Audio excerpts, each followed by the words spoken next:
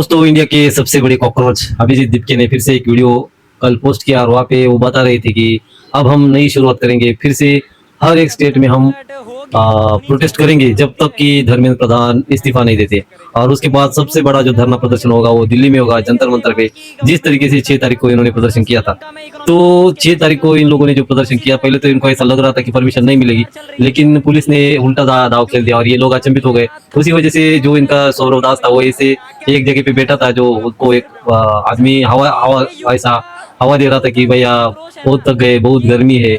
और उनके चेहरे से तभी ये दिखने लगा था कि ये तो दाव उल्टा पड़ गया। लेकिन अब फिर से इन्होंने ये सोचा है कि हम जाएंगे हर एक स्टेट में। लेकिन मेरी बात ये आप ध्यान में रखना, ये सिर्फ जहाँ जहाँ पे बीजेपी की सरकार है उसी स्टेट में ये प्रदर्शन करेंगे।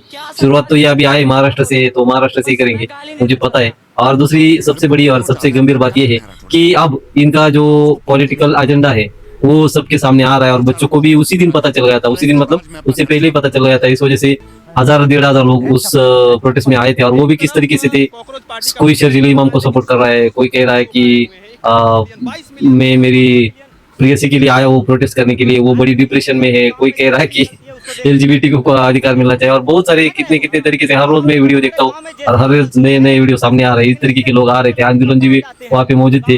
और जो मेन मुद्दा था बच्चों की नीट एग्जाम पेपर लीक का, वो कोई भी वहाँ पे बोलने को तैयार नहीं था। सभी लोग, सोनम वांगचुक भी आए, सभी लोगों का यही था कि किस तरीके से हम सुर्खियों में रहे और कैमरे पे दिखे।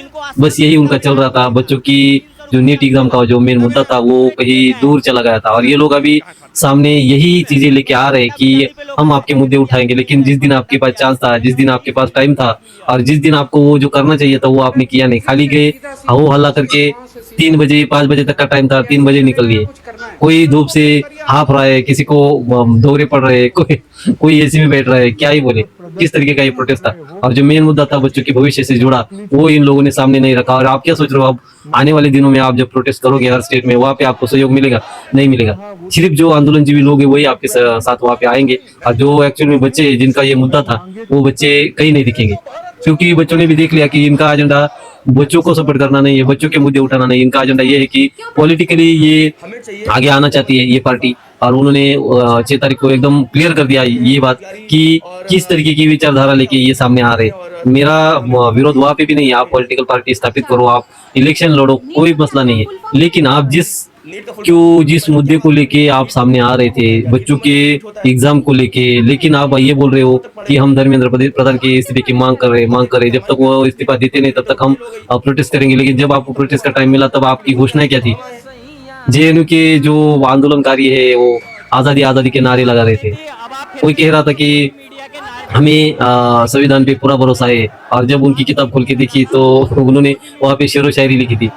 कोई क्या बोल रहा था, कोई क्या बोल रहा था। जो मेन बड़े बड़े लीडर है इनके कॉकरोच जनता पार्टी के, वही दिख रहे थे कि भैया जब ऑनलाइन कोई क्रांति होती है तो वो अलग बात होती है, और जब एक्चुअल में आपको ग्राउंड पे उतरना पड़ता है, वहाँ पे जब काम करना पड़ता है, तो किस तरीके से हालत पतली हो जाती है, ये हमने सबने देखा। और सभी को लग रहा था कि ये प्रोटेस्ट कुछ ना कुछ बदलाव लाएगा। लेकिन ये इनका जो एजेंडा था, इनके नारों से और इनकी हरकतों से सभी देशवासियों को पता चल रहा है। और अब जब ये नेक्स्ट टाइम जब ये प्रोटेस्ट करेंगे तो एक भी बच्चा जो एक्चुअल में परीक्षा देता है या फिर एग्जाम देता है और जिनको इस टाइम पे तकलीफ हुई है, उनके जो महत्वपूर्ण मुद्दे इन कॉकरोचों की वजह से पीछे पड़ गए, ऐसा मुझे लगता है।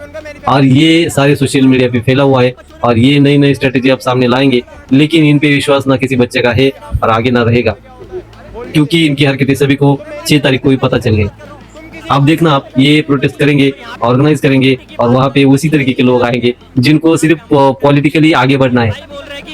मेरा तो कहना ये है कि आप खुल के सामने आओ, हम एक पॉलिटिकल पार्टी बनने जा रहे हैं और फिर हम जो काम करेंगे वो करेंगे।